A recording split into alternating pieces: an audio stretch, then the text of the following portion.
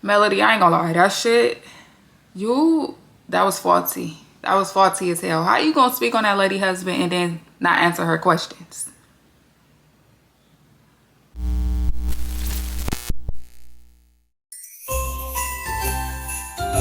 What's up, y'all, and welcome back to This With The News. If you are a returning subscriber, thank you so much for coming back and watching my videos. If you are new here, please like, comment, and share this video. I am in the process of building a community. I love that, you guys are subscribing to my channel, leaving comments, all of the above.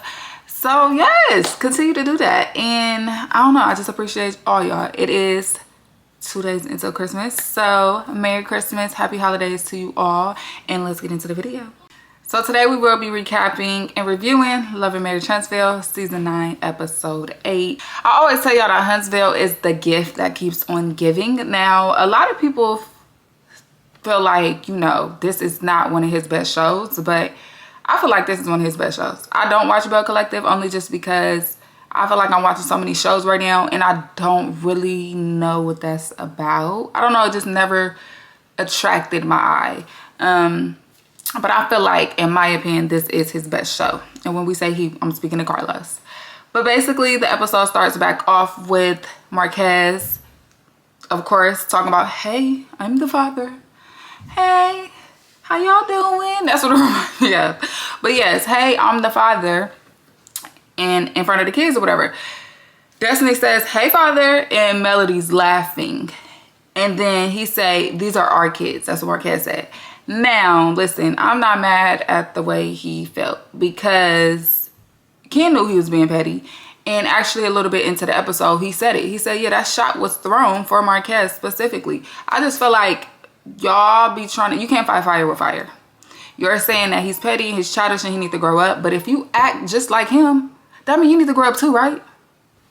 The fuck? Like, come on now. Like, that just don't make sense. I also think that's really big of Marquez because he didn't say like, oh, these are my kids or me and Trisha's kids. He said these are our kids. He understands Ken's role in his kid's life. That's very mature. In Ken's confessional, he says, you don't come to my crib and act like a 2-year-old, and that if the next conversation he has doesn't yield anything, then he's washing his hands with it. Rightfully so. I mean, you can't make everybody see what you want them to see. I feel like these last 2 episodes have shown exactly how emotional and sensitive Marquez is. However, I can see why he kind of gets triggered because I feel like they feed him with that shit. Trisha's energy is always off whenever Marquez is around. Now, like I said, I don't know if they edited it to make it look that way, or that's really how she is towards him because shit, her fucking energy is like that towards everybody, if we being honest. Her energy is just very off-putting in general. Like, it's like talking to a fucking brick wall. Shows some type of emotion. It's very, I don't know. Anyways, and then I feel like Ken, I think he wants to be the bigger person and he tries, but you need to try harder because you cannot act like him but say you're trying to be the bigger person. I think Marquez is a trigger for Ken.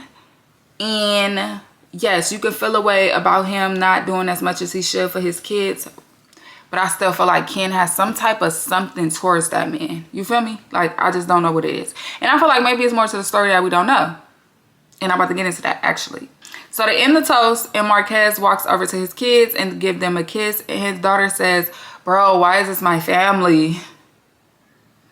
That's crazy. But that's kids. That's how kids is. Patricia says he better be lucky he didn't slap.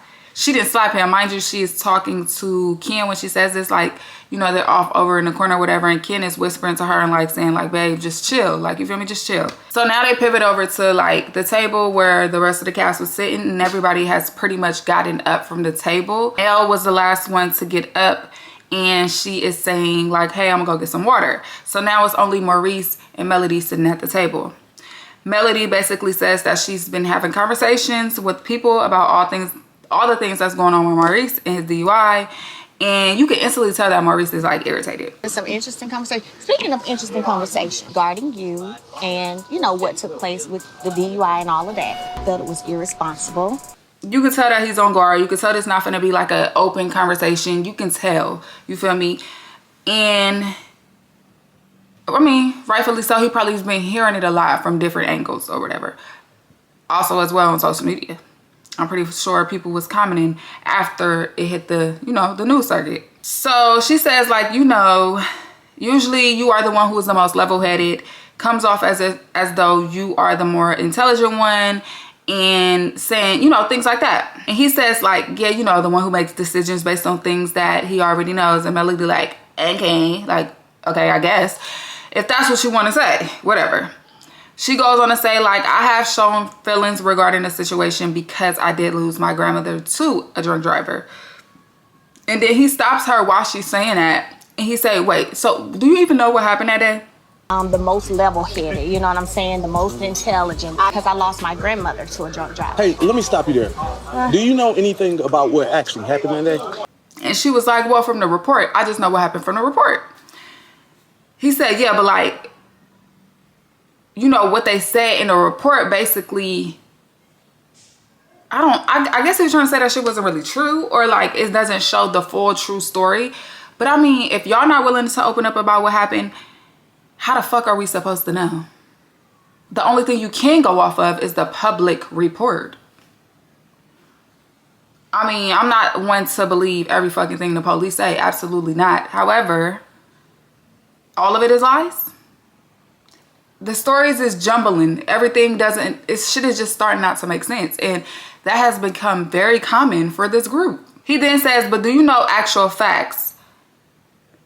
No, because y'all don't want to open up and talk about them. The fuck? She's like, no, why won't you tell me the one since you were the one there? You feel me? He was like, I was the only one there. And she was like, what about the police officer? He was like, no. So I'm confused at this point because I'm like, wait, so the police officer wasn't there, but you got arrested for a DUI.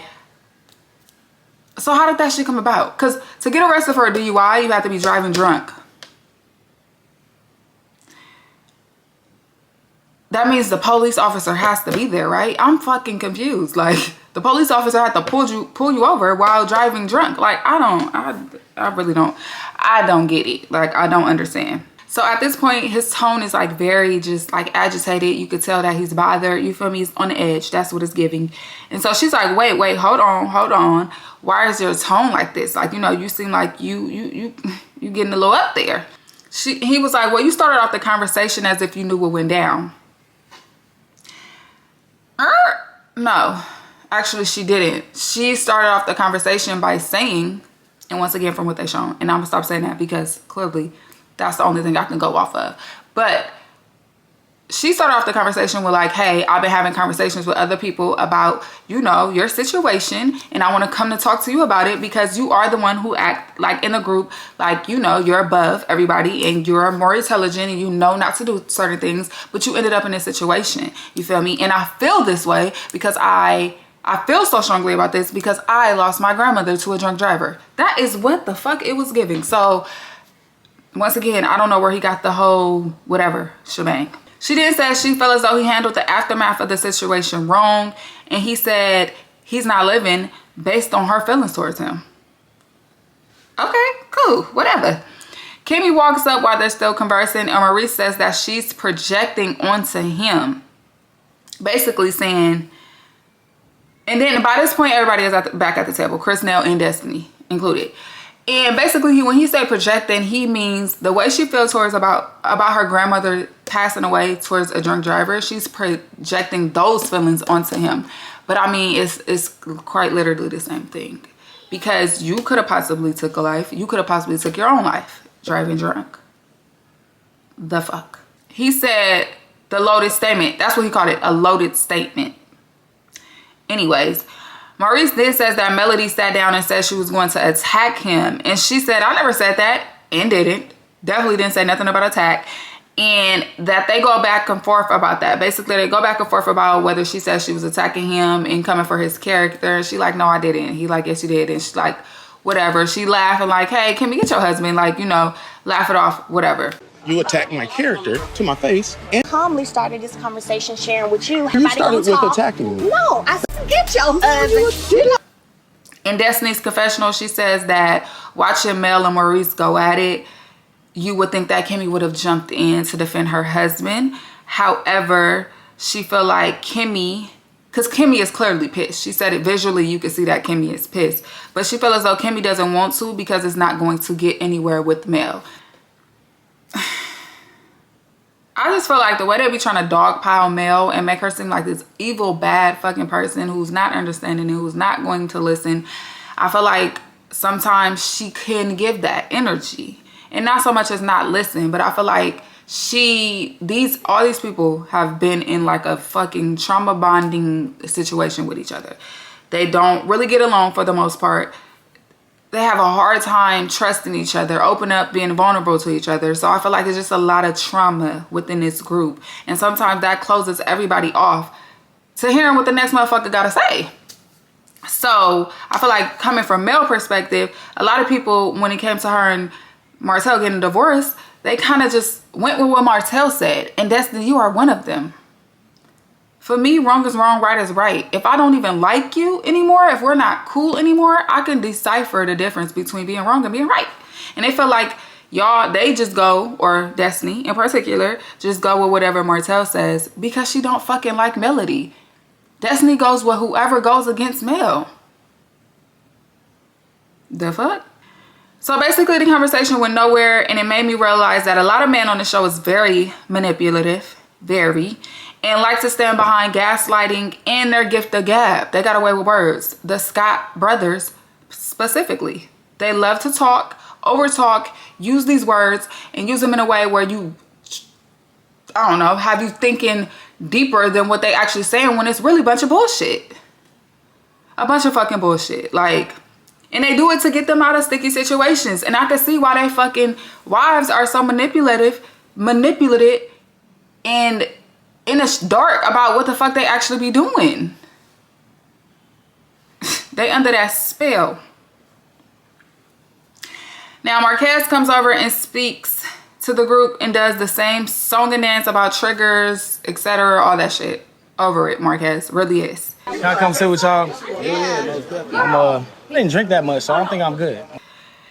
He asks the same question on how to deal with triggers, and Destiny says you have to know what the triggers are and that maybe you're a trigger. He said his trigger may be that he shows raw emotion and the fact that he has never communicated. And that's what that it stops there because his son comes and tap him on the shoulder. Like, hey dad, let me just check it out. Let me talk to you real quick. Now, keep in mind, before he did that, his son was watching from afar. Like, watching him from afar. So they walk away and his son asks, like, wait, what you doing over there? You feel me? And he like, oh, I'm just having a talk. And his son was like, you know, just chill out. Just relax a little bit. You feel me? Don't be talking. Don't go into too much detail. You're like over talking. Why you over there? Zay, you know how I feel. Don't put yourself in the role. You talking too much? Giving out too much detail? Yeah. And I can agree. I feel like he one of them people who just got word vomit. Like, you feel me? He got a lot going on. He in front of new people. It could be nervousness as well, but it's coming all out at one time. And it's just like, you spilling the beans. And I don't know, maybe it's some shit they don't want him to spill. Because the son wasn't the only person who said something about him talking too much. Trisha did also as well later on in the show. So it's just like, is it something y'all don't want him to say?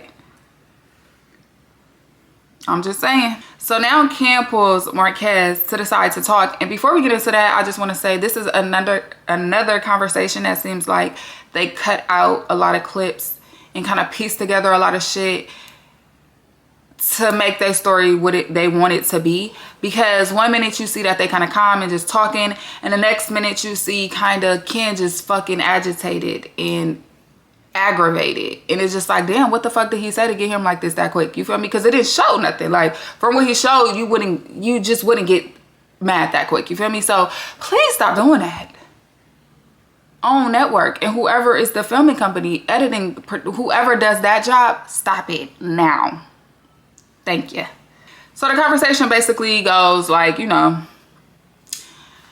I'm so tired of them in their conversations. Basically, he tells him like, you know, you need to grow up, all this shit, and basically the reason why he's in his kid's life, or the reason why he feel this way about the kids, and that why he does this about the kids. And Marquez is like, well, I just feel like you're overcompensating because you don't have your own kids. And then he asks him like, well, can you even have kids? I'm here to assist you. But we don't talk though. Nothing in this world that can keep me from my kids. And you have kids. Almost as if I feel you want to overcompensate, and it's not because about me. It's because you don't have your own biological children. Just a whole bunch of jabs, a whole bunch of messy shit. I feel like the conversation once again went nowhere. Trisha ended up coming over, and she was agitated or whatever, and she asked him, so what state of mind are you in now? He was like, I'm sober. He was drinking water when Ken came up to say he wanted to talk to him, so I give him that. But then he was like, it looked like you actually might have had a little bit too much to drink. What state of mind are you in now?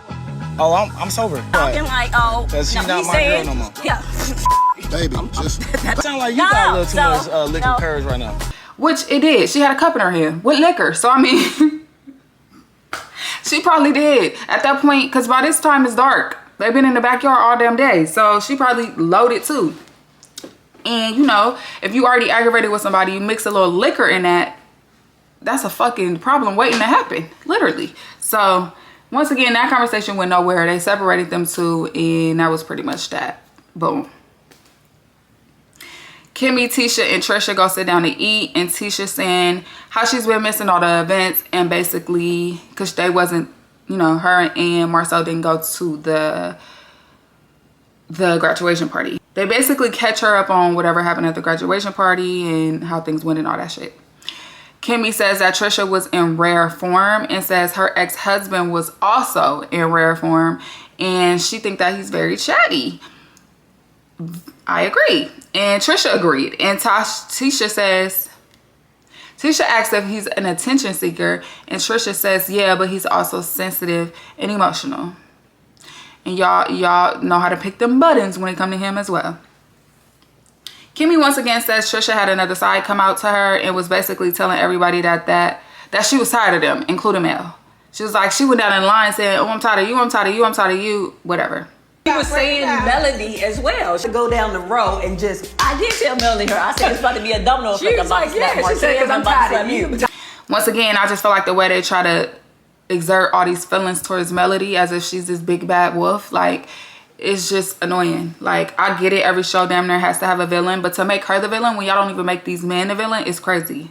They then bring up the conversation that Trisha and Millie had regarding like how the house and all the details about the house when Trisha went to go train Martell. And they was like, oh, really? And then Kimmy was basically saying in her confessional, like, yeah, but if you asking them kind of questions, I mean, you got to care just a little bit. Also, y'all wouldn't want to know if y'all motherfucking husband at the time was having another woman come to y'all house.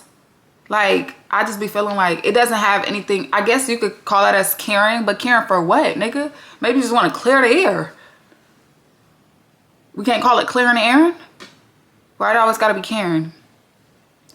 I don't know. Trisha then says that Melody was grilling her about the Maurice situation, and what they didn't show during her and Mel's conversation was that Mel did ask what happened. So she basically was like, you know, y'all was out together that day, right? And she was like, yeah, you know, and she was like, well, why y'all didn't stop him from driving? And she was like, well, nobody looked like they was too drunk to drive to me. And then she proceeds to ask her, well, did y'all go to a second club? And at that point, Trisha just sipping her drink, kind of smiling, didn't say anything. Was you there whenever Maurice got arrested that day? Yeah. Oh, dang. Why y'all let him drive? Oh, I don't know what happened there. Driving, I thought everybody was okay to drive. So that's another detail that came out about the arrest. We did not know that Trisha was with them, the Scotts, before he got arrested. Nor did we know that Kimmy was, which is new details. I don't know. They hiding something, but ain't they always? Tisha says that she doesn't like how Mel tried to insinuate that he was cheating with the whole red lipstick on the lips thing. And Kimmy says, well, I talked to her first and she never brought that up to me at all. Which, that was kind of wrong. You should have brought the shit up. If you going around saying it to everybody else, you could say it to her. And then Tisha was like, well, maybe she was scared. She didn't want that Baltimore Kimmy to come out. Girl, please, ain't nobody scared of Kimmy. None of y'all actually on this show is anything to be scared of. Not a one. Let's start there. The fuck? Now, Kimmy says if Mel would have brought it to her, she would have felt like that it was coming from a concerned friend perspective instead of like being vindictive and being just mean. And the fact that she didn't bring it up when they talked, she felt like she was doing it to be vindictive and mean and maybe a little messy shit. And I can agree on that too, because once again, if you're going to talk about my husband all around the Huntsville, you can say it to me. Kimmy feels that Mel's one goal in life right now is to figure out who else is cheating. And she basically just want to sit down and have a conversation with her. Do that, please. Kimmy said it was humorous because he was actually with her and Trisha and Ken. And I find that very interesting because, like I said, the first conversation when they showed the DUI, when Kimmy and Maurice was sitting at their table talking about it, they made it seem as though Kimmy was concerned and she hadn't spoken to Maurice in hours and he wasn't answering his phone. She said, yeah, I thought you was at the office, so I went to your office and you wasn't there. So how does it go from that to that? At some point, y'all had to split up and not be with each other, right? It's either that or y'all lying. Which one? That's all. Nell and Chris are out fencing and they sit down to talk about Lance and how Nell doesn't want to do the 30-year anniversary party this year. Now, I want to say one thing about Chris and Nell's scenes, they always seem to like look like they're acting. Like it never comes off natural. Like I know the producers give them like tips on what to talk about, or we're gonna have this scene is gonna be about having this conversation, and it seemed like they just, that's what they do.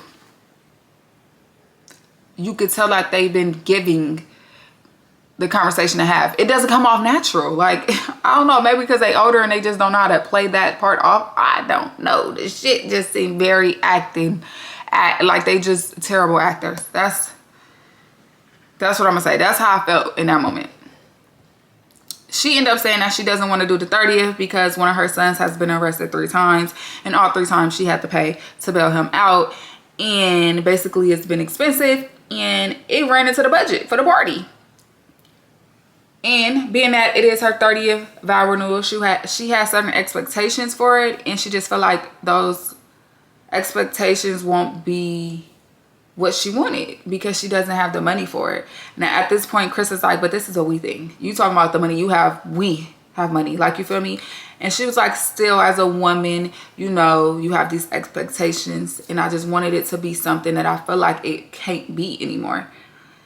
Granted, and I feel like Nell is just going through this battle with her and her children, and she is tired of having to pick up, you know, the pieces for them and their fuck ups.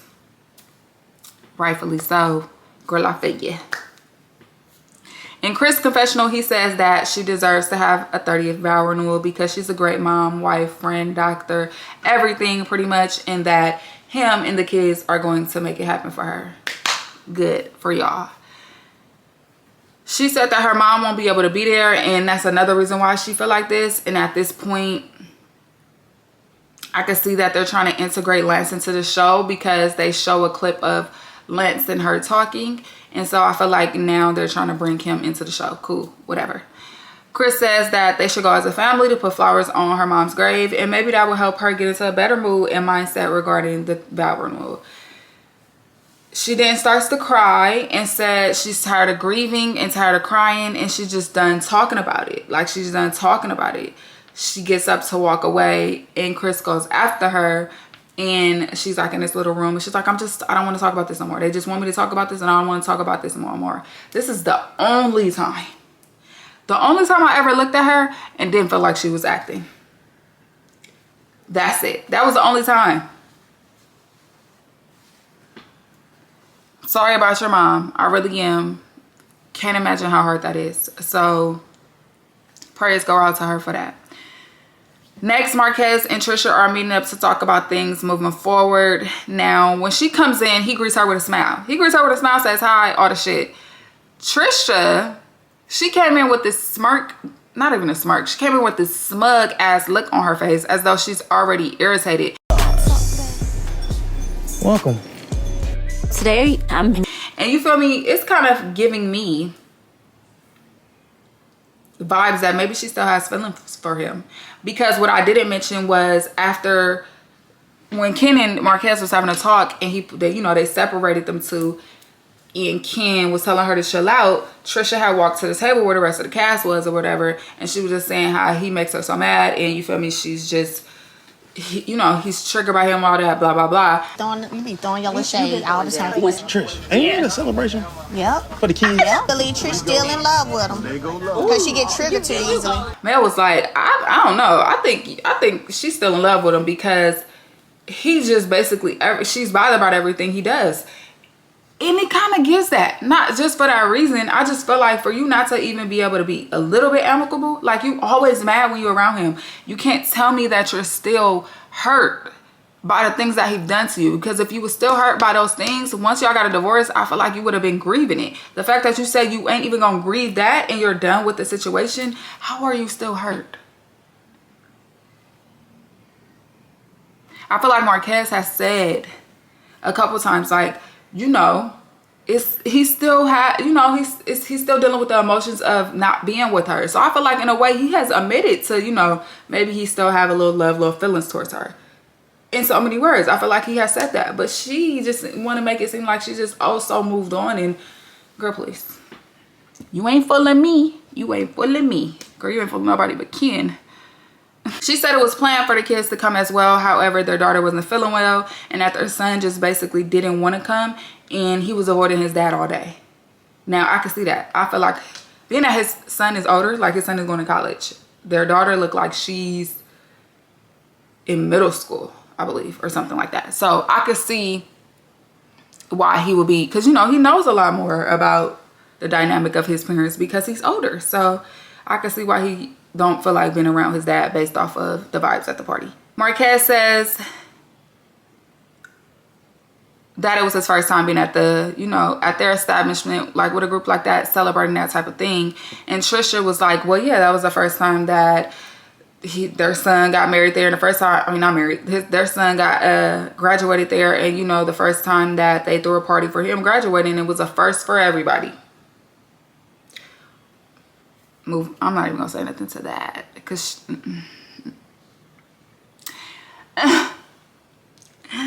yeah, I just feel like her attitude is just always so stank, and it's just it gives He said yeah, but it was also uncomfortable, and that he felt like he was getting played because he has been hearing stuff that they're saying and doing. And she cut him off and says, we never mentioned you until you mentioned us. And if you mention me, then I'll become a bitch. I'm sorry, I don't like Trisha. Like, I tried to give her a chance. I really, really, really, really tried to give her a chance. But I feel like she wants to come off as this big, bad, fucking bully ass. I'm not even gonna call her a bully. Big, bad fucking person who is just oh so tough and oh so fucking this and that. Girl, please. Girl, please. And like I said, it's not even about the whole Marquez situation on why I don't like her. It just seems like her as a person, like she's not genuine. You feel me? It's like even filming, you have to pull shit out of her. It just doesn't, it's not natural to her. And I get it. Yes, this is her first time being on television. Maybe not everybody can ease into it as easily as other people can. However, once again, it's like talking to a fucking brick wall. And I don't see it for her. Or Ken. I'm sorry. They born. Y'all can keep them. I know a couple episodes I said if Marquez and Ken and Trisha stay on, but that's only if they bring Marquez. Because I feel like it'll bring a different dynamic when they have group stuff. But if Marquez ain't coming on Trisha and Ken, see you later. Please, see you later. Don't mind my finger. It just don't feel like she want to get vulnerable. And I feel like if you're on a reality TV show about your life, you have to be vulnerable. You have to give a little bit more. And it ain't giving that. Hang it up, flat screen. She then goes on to say that, how many people say this and this and that, blah, blah, blah, blah. He like, I don't care what other people say. And shouldn't. She then says, you need to stop being so emotional and just stay in stuff, basically. And he says, well, see, you're a trigger. And that's what happens, you feel me? And that's what you used to do all the time. And she says, who cares about what used to happen? Like, we're done. Granted, okay. She says she doesn't care about what happened in the past, and he says you should because it's affecting our children. In a way, we can see that it is. She said, no, it's because you don't show up. He said he does show up. She said, come on now. You lying. Like, you lying. You do not show up. He says, so I do not talk to the kids every day. And she's like, nigga, I said show up. I didn't say nothing about talk. They are two different things, brother. He says, why are y'all acting like I haven't been in their life doing anything for them for 6 years? You feel me? Like, y'all acting like I ain't seen my kids in 6 years. Like, and she like, what? We never said that. And no, y'all actually did. Y'all playing as if I'm not a part of their life and I just left them. And I've been gone for 6 years and he's been taking care of them. No one said that. Yes, they said that. Like, that's exactly what y'all was giving. Like, this man, it wasn't 6 though. Y'all was saying for 5 years, like, since you've been with Ken, he hasn't really been around or done anything for the children. That's a fact. Definitely said that. He says if Ken wasn't in her life, did she think their kids' lifestyle will change? And he was like, no. And she said, because of me. And he like, no, because of us. Nah. She said it's always been her. The reason why the kids are able to live how they live. Now, she did say that man was asking her for money. You feel me? She tried to hint that the nigga was broke. So, I don't know. And I can't wait to see the reunion so he can speak on that. Because what's tea? I want to know what's tea with the whole asking for money, are you broke shit. I do. So, at this point, you can tell that Trisha is feeling away. And Marquez seems pretty calm. But you can see that, for me at least, that this was probably a part of their dynamic as a married couple. Like, she was the more triggered one. He would probably be more calmer and talking, but being calm could still mean you're antagonizing in a certain way because you probably know that affects her. But clearly they ain't together for a reason. Cool, like literally cool. He then tells her that she needs counseling. Y'all both do, honestly. And he says that he felt like he was a good husband, but he doesn't feel like she was a good wife because she didn't have the proper representation. And she says, well, I don't know if she says, well, I feel like you weren't, or if I feel like or if she said, I feel like I weren't. I don't know what the fuck she said, honestly. I couldn't really tell, but it was something like that. I feel like I was a good husband. Sure, if you were a good wife, because I'm not sure you had the proper example. So to sum it up, she says, basically, I don't care about the past. What are we doing to move forward? He says he just wants to build, but what does that look like for her? And she's just like, I just need you to know, do for your kids. You feel me? If you were in town, come pick up your daughter for dance, take her to dance, pick her up from dance, you know, things like that. They both agree that the kids are the top priority. And Trisha says that, you know, their daughter has time to build with her dad. However, their son, he should be the top priority for that because, of course, he's older. And she just made this look like, yeah, that nigga probably, you know, the son seems like he probably fed up with the dad. Marquez says that he's been talking to Chris about looking for a place so he can move to Huntsville. He does live in Atlanta right now, so he goes back and forth. And he says that he's going to split his time between Atlanta and Huntsville. But his main priority is to look for a place to move out there. And now Trisha says in her confessional that she doesn't know how Marquez would afford to move to Huntsville. Boop. There go another shot about that money shit. But that him being there would definitely be what's best. And that she only needs him to show up. Just show up. That's it. Call and ask if the kids need anything. Just show up. That's understandable. Basically, that's all a motherfucker need anyway. All the time. Like, if you can't do that, then please. Now, at this point, Kimmy and Melody meet up to talk because Kimmy feel like, you know, because they decided not to let things fester as a group. Tisha and Kimmy has decided to not let it fester. So she basically wants to have a conversation with her about the allegations that she's been throwing about Maurice and the whole lipstick shit. So they sit down, whatever, get their drinks. She tells her that she had lunch with Tisha and Trisha and that they both were basically letting her know that Melody had things to say regarding Maurice's DUI and the timing, etc., etc. she then goes on to say, you know, you brought up the whole lipstick thing and these allegations towards the lipstick on the lips. And Melody says, well, yeah, I've been all over the internet. So yeah, I asked the question. Kimmy says, okay, the DUI is public information, but the allegations with the lipstick thing, you know, I don't feel like that was too friendly of you. And we spoke and you didn't bring it up to me. So why would you even think about him, you know, say that? Like, what makes you say that? Now, Melody says, you know how you just say you don't really care for it? I don't really care to have that conversation with you. Quite frankly, why would you even say that? You know how the way you just said, you know, you don't care for it? I don't really care to have that conversation with you. I don't recall you asking. Now, Melody, that's not how that works. That's not how that works. You cannot go all around Huntsville, all around town, talking about this lady husband, and then when she asks you about it, you don't have nothing to say. Backtracking, or not even backtracking, but just on mute, like, about, and feeling like you don't want to have that conversation with her. How? That is the main person to have a conversation with. I definitely don't agree with that, not one fucking at all. Like, you feel me? That was some out of pocket deflection, little girl, just some shit you don't do. You don't do that. Melody says the energy that Kimmy gave her when they sat down to talk was basically like she didn't want to talk about the situation, and she's assuming that she didn't want to talk about it because it's an open case, which she understands. So she felt like, why keep bringing it up to her? Kimmy says, so you're not going to talk to me about what I asked you regarding what Trisha and Tisha said? And Melody says, no, because I feel like there's no point of me repeating myself when they already told you what I said. It really don't work that way. Kimmy is like, but now I'm asking you a direct question. Like, how you gonna do that? Like, you feel me? At this point, you could tell that Kimmy is thrown off by Melody. Literally thrown off by her not wanting to speak or discuss the allegations she has made towards her husband. And I understand Kimmy's point of view, perspective, 100%. Like, what you mean you don't want to talk to me? Like, no, I understand.